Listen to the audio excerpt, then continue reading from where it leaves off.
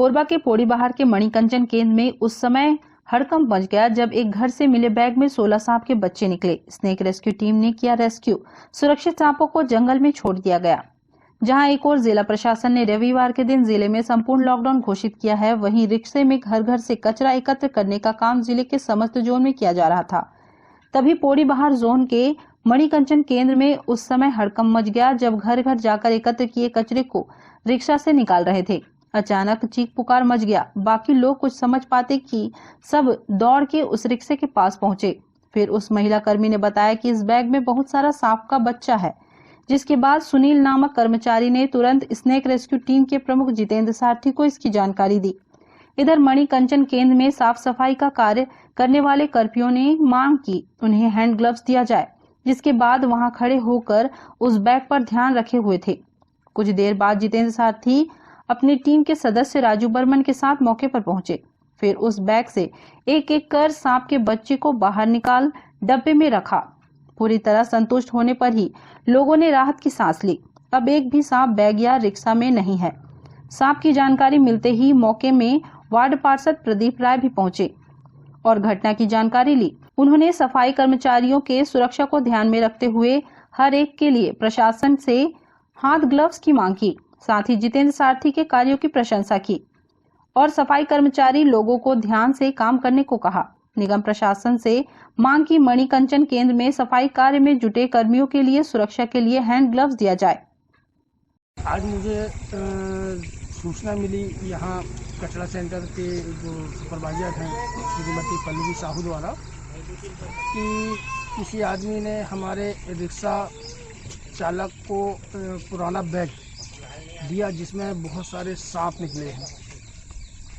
तो मैं तुरंत मौके पर पहुंचा और वहां पर हमारे जितेंद्र सारथी जो सांप पकड़ते हैं वो भी मौके पे पहुंचे और सांपों को सबको इकट्ठा किए, एक डिब्बा में रखे। बहुत सारे सांप थे उसमें छोटे छोटे।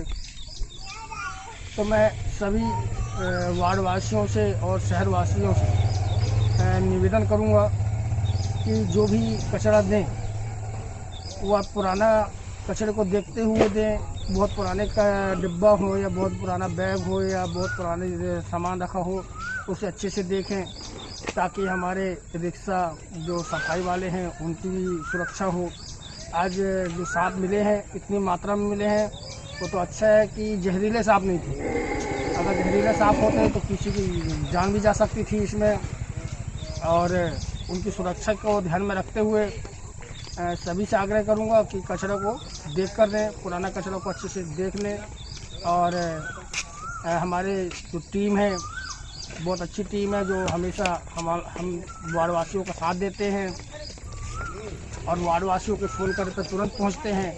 मैं भाई जितेंद्र सारथी को बहुत बहुत दिल से धन्यवाद देता हूं, आभार व्यक्त करता हूं और इसी तरह सेवा करते रहते हैं।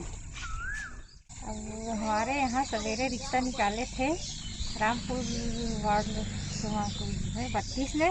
ये लोग रिक्शा लेके गए थे। उसमें एक घर से ऐसा कचरा निकला है कि बैग थैले में पूरा बहुत सारा छोटा छोटा सांप का बच्चा निकला है, जिसको देख के हम लोग सभी डर गए थे। सांप देने के बाद भैया जो सांप पकड़ने वाले भैया हैं उनको सूचना दिए, वो आए, वो आके सब सांप को निकाल के पकड़ के डिब्बे में रखे हैं। इसके लिए हम लोग चाहते हैं कि इस टाइप का कचरा निकलता है, भाई जान के जोखिम में डाल के कचरा लेने जा रहे हैं। आज वो इतना सारा सांप निकला है, कल के डेट में कुछ और भी हो सकता है। इसके लिए हम प्रशासन से अपनी सुरक्षा के लिए, अपनी सेफ्टी के लिए ग्लव्स वगैरह जो भी है हम अपनी तरफ से मांग कर रहे हैं। सर, सुबह करीबन 7 साढ़े 7 बजे के आसपास पोड़ीबाहर जोन जो कचरा जो इकट्ठा होता है वहाँ सूचना मिला कि एक रिक्शा पे बैग है, उस बैग में बहुत सारे सांप के बच्चे बैठे हुए हैं। तो मैंने उनको बोला कि आप देखते रहें, हम पहुंच रहे हैं। और हम लगातार सुबह से ही रेस्क्यू पे थे। हम पोड़ीबाहर जोन पहुंचे। पोड़ीबाहर जोन देखने के बाद उस रिक्शा में देखा जो जिसमें बैग था उसमें काफ़ी सारे सांप के बच्चे थे जो कि चैकर ट्री बैग हैं, जिसको पानी वाला सांप डूढ़िया बोलते हैं।